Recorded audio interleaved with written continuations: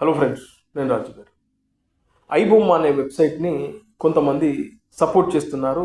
అతనికి పూర్తి స్థాయిలో మేము మద్దతు తెలుపుతున్నామని కొన్ని యూట్యూబ్ ఛానల్స్, కొంతమంది జర్నలిస్టు ముసుగులో ఇలాంటి క్రిమినల్స్ని ప్రోత్సహిస్తున్నారు. అదేవిధంగా కొన్ని పార్టీలకు సంబంధించినటువంటి నాయకులు కూడా ఈ ఐబొమ్మ చేసేది కరెక్టే, సినిమా ఇండస్ట్రీ టిక్కెట్ల రేట్లు పెంచడం వల్లనే ఇవాళ సామాన్యుడికి సినిమా అనేది దూరం చేశారు కాబట్టి ఐబొమ్మ అనేవాడు చేసింది కరెక్టే, వాడికి మేము మద్దతు తెలుపుతున్నాం, సపోర్ట్ చేస్తున్నాం, వాడు చేసిందే కరెక్ట్ అని కొంతమంది మాట్లాడుతూ ఉన్నారు. ఇలాంటి క్రిమినల్స్ని ఎంకరేజ్ చేస్తూ ఉన్నారు. సరే, ఇలాంటి క్రిమినలిజాన్ని మీరు ఎంకరేజ్ చేస్తున్నారంటే మీ పిల్లలకు రేపు ఏం మెసేజ్ ఇస్తున్నారనేది మీ అంతరాత్మకే వదిలేస్తున్నాను. సరే, మీరు మాట్లాడేది మెయిన్ ఏంటి? సినిమా టిక్కెట్ల రేట్లను పెంచుతున్నారు కాబట్టి, అందువల్లనే ఇలాంటి వెబ్సైట్లు పుట్టగొడుగుల్లా పుట్టుకొస్తున్నాయి. ఇలాంటి వాళ్ళు చేసేది కరెక్టే, సినిమా ఇండస్ట్రీకి గుణపాఠం చెప్తున్నారు అని అంటున్నారు. దాని వెనకాల వాడి ఉద్దేశం అది కానే కాదు.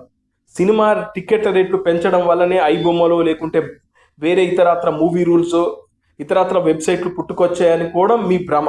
అంటే మీకు జ్ఞానం లేదు, లోక జ్ఞానం అంతకన్నా లేదనేది నాకు క్లియర్గా అర్థమైపోయింది. నాకే కాదు, చాలామందికి అర్థమైపోయింది. వాడి ఉద్దేశం డబ్బు సంపాదించుకోవడం. ఈ ఐబొమ్మ కానీ మూవీ రూల్స్ కానీ వాళ్ళ ఉద్దేశం డబ్బు సంపాదించుకోవడం కోసం పెట్టుకున్నది. మీకు ఫ్రీగా సినిమాలు చూపించాలనే ఉద్దేశం వాళ్ళకి ఎక్కడా కూడా లేదు. అది మీకు తెలియకపోవడం మీ అవివేకం. సరే, ఆ విషయం పక్కన పెడితే, సినిమా టికెట్ రేట్లు పెంచుతున్నారు అన్నారు. సినిమా టికెట్ రేట్లు పెంచిన దాని మీద గవర్నమెంట్కి ఎంత ట్యాక్స్ పోతుంది? అదేవిధంగా రామ్ గోపాల్ వర్మ కూడా ఒక ట్వీట్ చేశాడు, ఒక అద్భుతమైన ట్వీట్ చేశాడు. దాని గురించి కూడా మనం మాట్లాడుతున్నాం. సినిమా టికెట్ల రేట్లు పెంచడం వల్ల గవర్నమెంట్కి ఎంత ట్యాక్స్ వస్తుంది? ఉదాహరణకి, ఒక టికెట్ రేటు 100 రూపాయలు ఉంటే దానికి జిఎస్టీ 18% వసూలు చేస్తారు. అంటే ట్యాక్స్ 18% పన్ను కట్టాలి ఒక టికెట్ పైన. అంటే ఉదాహరణకి ఒక 100 రూపాయల టికెట్కి 27 రూపాయలు గవర్నమెంట్కి వెళ్తుంది. ఈ విషయం మీకు తెలుసా? గవర్నమెంట్కి వెళ్ళే సొమ్ము ఎక్కడికి వెళ్తుంది మళ్ళీ? అంటే ప్రజలు ఒక టికెట్ కొనుక్కుంటే అది గవర్నమెంట్కి వెళ్తే గవర్నమెంట్ నుంచి మళ్ళీ మనకే కదా. గవర్నమెంట్ రోడ్లకు కానీ, అదేవిధంగా మంచినీటి సదుపాయాలకు కానీ, అదేవిధంగా ప్రజలకు ఉచితంగా ఇచ్చేటువంటి పథకాలకు కానీ ఈ ఎంటర్టైన్మెంట్ ట్యాక్స్ని ఉపయోగిస్తున్నారు, వినియోగిస్తున్నారు అనేది ఇది నిజం. అది పక్కన పెడదాం. ఇక రెండోది, సినిమా థియేటర్లో పాప్కార్న్, అదేవిధంగా కూల్ డ్రింక్, వాటర్ బాటిల్ రేట్లు అధికంగా ఉన్నాయి. నిజమే, ఒప్పుకొని తీరాల్సింది. దానికి సినిమా ఇండస్ట్రీకి ఏంటి సంబంధం? ఓ నిర్మాత, దర్శకుడు ఓ కథ అనుకున్న తర్వాత, ఒక హీరోని సెలెక్ట్ చేసుకున్న తర్వాత, ఓ టెక్నికల్ టీం, అదేవిధంగా నటీనటులు అందరు తయారైపోయిన తర్వాత ఒక సినిమాని నిర్మిస్తారు. ఆ సినిమా కంప్లీట్ అయిపోయిన తర్వాత వాళ్ళకు ఓ 100 కోట్ల రూపాయలు బడ్జెట్ అయ్యింది అనుకుందాం. ఆ 100 కోట్ల రూపాయల బడ్జెట్లో తీసిన సినిమాని వాళ్ళు 150 కోట్లకి, లేదంటే 120 కోట్లకి, ఆ సినిమా డిమాండ్ బట్టి, అంటే ఆ సినిమాని వచ్చి చూసినటువంటి డిస్ట్రిబ్యూటర్స్ ఈ సినిమా బాగుంది, వాళ్ళు చెప్తున్నటువంటి 150 కోట్లు పెట్టచ్చా, లేదంటే 120 కోట్లకు కొనొచ్చా, ఏదో వాళ్లకు నచ్చినంతలో, అంటే వాళ్ళు దాని డిమాండ్ని బట్టి వాళ్ళు ఆ సినిమాని కొనుగోలు చేస్తారు. కొనుగోలు చేసిన సినిమాని వాళ్ళు ఎగ్జిబిటర్స్కి అమ్ముకుంటారు. ఎగ్జిబిటర్స్ అంటే ఎవరు? సినిమా థియేటర్ యజమానులు, వాళ్ళకి అమ్ముకుంటారు. అమ్ముకున్న తర్వాత, లేదంటే ఈ డిస్ట్రిబ్యూటర్లకే కొన్ని సినిమా థియేటర్లు ఉంటాయి. ఈ మధ్యకాలంలో అదే ఉంది కాబట్టి, అంటే ఒక్కొక్క డిస్ట్రిబ్యూటర్కి ఓ 20-30 థియేటర్లు ఉన్నాయి. ఉదాహరణకి దిల్ రాజు దగ్గర ఒక 70-80 థియేటర్లు, సురేష్ బాబు దగ్గర ఒక 80-90 థియేటర్లు. ఇట్లా కొంతమంది డిస్ట్రిబ్యూషన్ చేసేటువంటి సంస్థలకు వాళ్ళే థియేటర్స్ లీజుకి తీసుకొని నడిపించుకుంటున్నారు. కొన్ని థియేటర్లు మాత్రం ఇంకా ఎగ్జిబిటర్ల దగ్గరనే ఉన్నాయి, అంటే థియేటర్ యజమానులే నడిపించుకుంటున్నారు. థియేటర్కి పంపించిన తర్వాత టికెట్ల రేట్లు అనేది గవర్నమెంట్ చేతుల్లో ఉంటుంది. ఒక సినిమాకి ఖచ్చితంగా ఇంత టికెట్ రేట్ ఉండాలి. ఉదాహరణకి 150 రూపాయలు టికెట్ ఉందనుకోండి, అది గవర్నమెంట్ పాలసీ ప్రకారం ఎంటర్టైన్మెంట్ ట్యాక్స్ దృష్టిలో పెట్టుకొని 150 రూపాయలు టికెట్ రేట్ పెట్టారనుకోండి, దాన్ని థియేటర్ యజమాని 200కో 300కో అమ్ముకోవడానికి కుదరదు. అయితే సినిమా రిలీజ్ అయిన కొత్తలో, అంటే రిలీజ్ అయిన మొదటి 5 రోజుల వరకు పెద్ద సినిమాలకు టికెట్లు రేట్లు పెంపే అవకాశాన్ని ఆయా గవర్నమెంట్లు ఇస్తున్నాయి. అది ఆంధ్రప్రదేశ్, తెలంగాణలో ఒకటే కాదు, అటు తమిళనాడులో ఇస్తున్నారు, కేరళలో ఇస్తున్నారు, మహారాష్ట్రలో ఇస్తున్నారు, ఇలా అన్ని చోట్ల, ఢిల్లీలో ఇస్తున్నారు. ఇలా అన్ని చోట్ల కూడా టికెట్ల రేట్లు పెంచుకోవడానికి ఇస్తున్నారు. కేవలం తెలంగాణలో, ఆంధ్రప్రదేశ్లో ఇస్తున్నారనుకోవడం మీకు పొరపాటు. కావాలంటే క్రాస్ చెక్ చేసుకోండి. ఇవాళ ChatGPT ఉంది కదా, దానిలో మీరు ఏది అడిగినా అది ఇచ్చేస్తుంది. అలా అన్ని రాష్ట్రాల్లో కూడా సినిమా టికెట్ రేట్లు పెంచుకునే అవకాశాన్ని ఆయా గవర్నమెంట్ ప్రభుత్వాలు ఇస్తున్నాయి. అలా ఈ మొదటి 5 రోజులు ఒక పెద్ద సినిమా ఉంటే ఆ సినిమాకి 450 రూపాయలు, అంటే 150 ఉన్న దాన్ని 250 రూపాయలు, 250 టికెట్ ఉన్న దాన్ని 450 రూపాయలు పెంచుకోవడానికి అవకాశం ఇస్తున్నారు. గత కొన్ని రోజులుగా అదే జరుగుతుంది. ఇక్కడ తప్పేవరిది? గవర్నమెంట్ ఎందుకు ఇస్తున్నారు? ఇప్పుడు ఉదాహరణకి 100 రూపాయల టికెట్కు 27 రూపాయలు వస్తే 450 రూపాయలకు టికెట్కు గవర్నమెంట్కి ఎంత ట్యాక్స్ పోతుంది? అంటే గవర్నమెంట్ కూడా 450 రూపాయల టికెట్ పెట్టినప్పుడు అది 18% జిఎస్టీ, ఎంటర్టైన్మెంట్ ట్యాక్స్ కూడా కట్ చేస్తారు. దాంట్లో 100 రూపాయలు ఉంటే 27 రూపాయలు కట్ అవుతుంది, అంటే ట్యాక్స్ వెళ్తుంది గవర్నమెంట్కి. అలా 400 రూపాయల టికెట్ ఉంటే ఎంత? 108 రూపాయలు ఒక టికెట్ మీద గవర్నమెంట్కు ట్యాక్స్ వెళ్తుందా లేదా?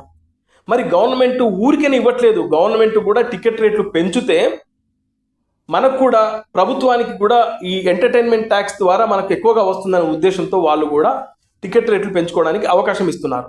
ఇక్కడ సినిమా ఇండస్ట్రీ తప్పేంటి? గవర్నమెంట్ మేము పెంచామయ్యా, మేము టికెట్ రేట్లు పెంచాం, మేము 100 రూపాయల టికెటే ఉండాలని గవర్నమెంట్ చెబితే సినిమా థియేటర్కి సంబంధించినటువంటి యజమానులు కానీ డిస్ట్రిబ్యూటర్లు కానీ ఏం చేస్తారు? వాళ్ళు చెప్పిన రేటుకు టికెట్లు అమ్ముతారు. అదేవిధంగా వాళ్ళు చెప్పిన రేటుకే మనం టికెట్ కొనుక్కొని సినిమా చూస్తాం. ఇందులో సినిమా నిర్మించినటువంటి నిర్మాణ సంస్థ తప్పే ఉంది, అదేవిధంగా హీరోల తప్పే ఉంది. హీరోలు ఏమైనా టికెట్ రేట్లు వాళ్ళు సొంతంగా పెంచి థియేటర్కి సినిమా రిలీజ్ చేస్తున్నారా? లేకుంటే నిర్మాణ సంస్థలు మేము ఇంతే రేటుకు ఈ సినిమాను చూపిస్తామని చెప్పి వాళ్ళు చెప్తున్నారా? గవర్నమెంట్కు రిక్వెస్ట్ పెడుతున్నారు, అయ్యా మేము ఎక్కువ ఖర్చు పెట్టి సినిమా తీసాము, మీరేమైనా టికెట్ రేట్లు పెంచుకోవడానికి అవకాశం ఇస్తారంటే గవర్నమెంటే ఆ టికెట్ రేట్లు ఇంత పెంచండి అంత పెంచండి అని ఓ జీవో రిలీజ్ చేస్తూ ఉన్నారు. గవర్నమెంటే ఆ జీవో రిలీజ్ చేయకపోతే వాళ్ళు ప్రస్తుతం ఉన్న రేట్లనే సినిమాను చూపిస్తారు కదా, అవే రేట్లకు టికెట్లు అమ్ముతారు కదా. ఇక్కడ తప్పెవరిది? గవర్నమెంట్. మీరు గవర్నమెంట్ నిలదీయండి, సినిమా వాళ్ళని కాదు. మీరు విమర్శించే, అదేవిధంగా వాళ్ళని నిలదీసే రైట్స్ మీకు లేవు. వాళ్ళు కూడా మనలాగే కష్టపడుతున్నారు. సరే, మీకు ఇంకొక గోల్డెన్ ఎగ్జాంపుల్ చెప్తా. ఉదాహరణకి ఒక చేనేత కార్మికుడు ఉన్నాడు. ఆయన ఒక చీరను తయారు చేయడానికి 300 రూపాయలు ఖర్చు వస్తుంది. ఆయన ఆ చీరను తయారు చేసిన తర్వాత 350 రూపాయలకు ఆయన అమ్ముకుంటాడు, లేదంటే 400లకు అమ్ముకుంటాడు. ఆ చీర కొనుక్కున్నటువంటి ఒక షాపు యజమాని దాన్ని 3000కు మనం అమ్ముతున్నాడు. అంటే ఏ విధంగా?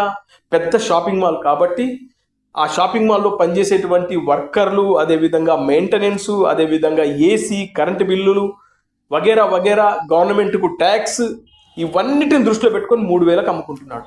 300 రూపాయల చీర 350 కొనుక్కొని ఆడు 3000కు అమ్ముకుంటున్నాడు అనుకో. సరే, 350 3000కు అమ్ముకోడు కాబట్టి కామన్గా మనం మాట్లాడుకుంటే 1500కు అమ్ముతున్నాడు. మరి 300 చీరను 1500కు అమ్ముతున్నాడు కాబట్టి ఇంత రేటు ఎందుకు పెట్టి కొంటామని చెప్పేసి మీరు ఎప్పుడైనా ఆ షాపు యజమాని నిలదీశారా? వాడు 300లకు చీర కొనుక్కొని 1500కు 2000కు అమ్ముకుంటా ఉంటే ఆ చీర తయారు చేసినటువంటి యజమాని తప్పే ఉంది, అంటే ఆ చేనేత కార్మికుడు తప్పే ఉంది. మీరు అతన్ని నిలదీస్తానంటే ఎట్లా? ఇక్కడ కూడా అదే జరుగుతుంది. ఒక సినిమా నిర్మించినటువంటి నిర్మాతనో, దర్శకున్నో, లేదంటే నటీనటులను నిందించకండి. అదేవిధంగా మీరు ప్రభుత్వాన్ని అడగండి, ఈ టిక్కెట్ల రేట్లు ఎందుకు ఇంత అధికంగా పెంచుతున్నారు? ప్రభుత్వాన్ని నిలదీయండి, ప్రభుత్వ ఆఫీసుల ముందు ధర్నాలు చేయండి. అప్పుడు ప్రభుత్వాలు దిగొచ్చి టిక్కెట్ రేట్లను సామాన్యులకు అందుబాటులో పెడతాయి. అంతేగాని మీరు సినిమా హీరోలను, అదేవిధంగా నిర్మాణ సంస్థలను, అదేవిధంగా ఆయా దర్శకులను ఎందుకు తిడతారు? మీకు ఏం రైట్స్ ఉన్నాయి? ఇవాళ రామ్ గోపాల్ వర్మ ఒక సూపర్ ట్వీట్ చేశాడు. అదేంటంటే, ఇవాళ బంగారం రేట్లు దారుణంగా పెరుగుతూ ఉన్నాయి. మరి ఎవరైనా మీరు వెళ్ళి ఆయా జ్యువెలరీ షాపుల దగ్గరికి, బంగారం షాపుల దగ్గరికి వెళ్ళి మీరు ధర్నాలు, గొడవలు చేస్తున్నారా? వాళ్ళని తిడుతున్నారా? ఎంత అమ్మితే అంత తెచ్చుకొని కొనుక్కుంటున్నారు కదా. ఇదే మాట రామ్ గోపాల్ వర్మ ట్వీట్లో అడిగాడు. ఇవాళ ఎవరైతే గగ్గోలు పెడుతున్నారో, మేము జర్నలిస్టులం అంటూ లోపల నానా లాలుచి అంతా చేసే కొంతమంది ఎర్నలిస్టులు, మరి వాళ్ళు బంగారం షాప్ దగ్గరికి వెళ్ళి ధర్నాలు చేస్తున్నారా?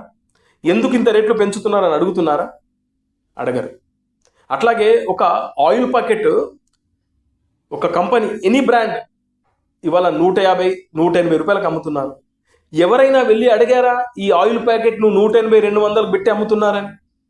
పప్పు దినుసులు, రకరకాల మన ఇంటి సామాగ్రి, మనం రోజు వంట చేసుకొని తినే రకరకాల ఐటమ్స్ అన్నీ దారుణంగా పెరిగిపోయాయి. ఎవరైనా అడుగుతున్నారా వెళ్ళి ఆయా షాపుల దగ్గరికి వెళ్ళి ఎందుకు ఇంత రేట్లు పెంచుతున్నారని? వాడు ఎంత ఇస్తే అంత పెట్టుకొని తెచ్చుకుంటాం మనం. మరి సినిమా టికెట్ రేట్ విషయంలోనే ఎందుకంత మీరు గగ్గోలు పెడుతున్నారు? అంటే సినిమా ఇండస్ట్రీ మీద మీకు ఎందుకంత అక్కసు, ఎందుకంత ఈర్ష్య? అదేవిధంగా మీ దగ్గరికే వస్తా. ఇవాళ ఒక మారుమూల గ్రామంలో 4 కోట్లకు 5 కోట్లకు ఇవాళ ఎకరం జాగా ఉంది. మారుమూల గ్రామంలో ఒకప్పుడు అదే మారుమూల గ్రామంలో 1,00,000 కూడా ఎకరం లేకుండే. 2 లక్షలు, 5 లక్షలు, 10 లక్షలు అంటే మహా ఎక్కువ. ఇవాళ భూమి రేట్లు పెరిగాయి కదా. మొన్ననే సినీ కార్మికులు ధర్నాలు చేశారు. మాకు ఇంత ఇవ్వాలి, అంత ఇవ్వాలి అని చెప్పేసి పెద్ద ఎత్తున డిమాండ్లు చేశారు. గవర్నమెంట్ కూడా ఇన్వాల్వ్ అయ్యి, సరే మీ డిమాండ్లకు మేము తలొగ్గాము, మీకు ఎంత కావాలో అంత ఇస్తామని చెప్పి మాట్లాడుకోవడం జరిగింది. సమ్మె అయిపోయింది. మరి సినిమా ఇండస్ట్రీకి సంబంధించినటువంటి కార్మికుల జీతభత్యాలు కూడా పెరిగాయి కదా. అంటే ఇలా పెరగడం వల్ల సినిమా ఇండస్ట్రీకి సంబంధించినటువంటి నిర్మాతల ఖర్చులు కూడా పెరుగుతున్నాయి కదా. ఇలా లెక్కేసుకుంటూ పోతే ఎవరి బాధలు వాళ్ళకున్నాయి బాస్. అనవసరంగా ఒక సినిమా ఇండస్ట్రీని టార్గెట్ చేయకండి. ప్రతి దాంట్లో డిమాండ్ అండ్ సప్లై. మీకు నచ్చితే చూడండి, నచ్చకపోతే చూడకండి. ఇవాళ రామ్ గోపాల్ వర్మ చెప్పినట్లు నిజంగా బంగారం ధరలు అంతంత పెరుగుతూ ఉంటే ఒక్కడు మాట్లాడినా మనం ఏం చేయలేము. మన జ్యువెలరీ షాప్కి వెళ్ళి ధర్నాలు చేయడమో, లేకుంటే బంగారం అమ్మే వాళ్ళకి వెళ్ళి గొడవలు పెడితే కుదరదు అది.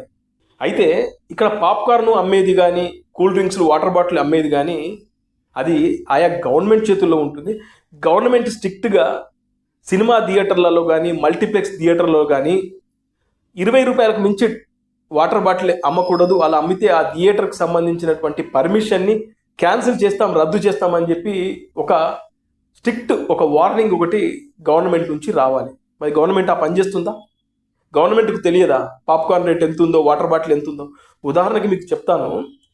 ట్రైన్లలో వాటర్ బాటిల్ అంతకుముందు ఇష్టానుసారంగా అమ్మేవాళ్ళు. ఇండియన్ రైల్వే సీరియస్గా ఒక యాక్షన్ తీసుకుంది. వాటర్ బాటిల్ 20 రూపాయల కన్నా ఎక్కువగా అమ్మకూడదు, ఎంఆర్పి మీద పైసా కూడా అమ్మకూడదని స్ట్రిక్ట్గా వార్నింగ్ తీసుకుంది. అలాంటి వార్నింగే ఆయా గవర్నమెంట్లు, తెలంగాణ కానీ ఆంధ్రప్రదేశ్ గవర్నమెంట్లు ఇవ్వండి. సినిమా థియేటర్లకి, మల్టీప్లెక్స్ వాళ్ళకి చెప్పండి. ఇది ప్రభుత్వాల చేతుల్లో ఉంటుంది. సినిమా ఇండస్ట్రీ మీద ఆడిపోసుకుంటే ఏమొస్తుంది? నేను ఫైనల్గా చెప్పేది ఒకటే, ప్రతి ఇండస్ట్రీలో కష్టం ఉంటుంది. అనవసరంగా సినిమా ఇండస్ట్రీని టార్గెట్ చేసుకొని వాడెవడో ఐబొమ్మ అనేవాడు, వాడు బతుకు తెరువు కోసం వాడు చెప్తున్నాడు విచారణలో, నాకు లావిష్గా బతకడం అంటే ఇష్టం, నేను అన్ని కంట్రీలు తిరగాలని ఆలోచన, అందుకే ఇలాంటి సినిమాలను నేను డౌన్లోడ్ చేసేసి పైరసీ చేసేసి నేను నడిపిస్తున్నాను వాడు చెప్తా ఉన్నాడు. డబ్బులు అంటే పిచ్చేట వాడికి. మీరేమో వాడేదో మనకు తక్కువలో సినిమా చూపిస్తున్నాడు అని చెప్పి కొంతమంది మాట్లాడుతూ ఉంటారు. ఎస్పెషల్లీ కొంతమంది నిజంగా వాళ్ళ మెదళ్లకు బూజు పట్టిందో నాకు తెలియదు కానీ అక్కడక్కడనే ఒక చట్టంలో ఇరుక్కుపోయారు, అక్కడక్కడనే బతుకుతున్నారు. మరి వీడు ఏమైనా సాధించాడంటే ఏమీ లేదు.